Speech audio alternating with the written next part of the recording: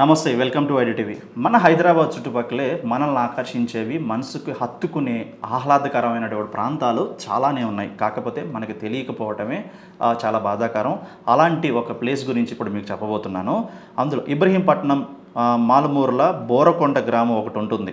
పంట పొలాలు, ఆకాశాన్ని తాకే కొండలు, అన్నిటికంటే ముఖ్యంగా ఇక్కడి వాటర్ ఫాల్స్ మనసుని ఎంతగానో ఆకర్షించేస్తాయి.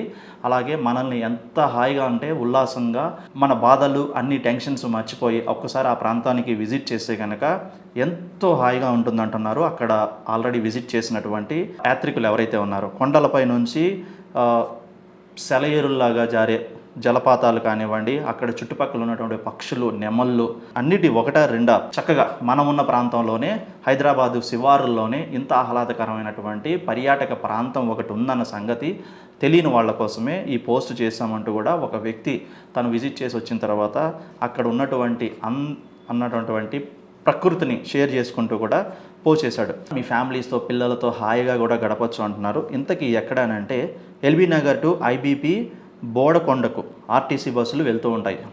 గుర్తుపెట్టుకోండి, బోడుకొండ.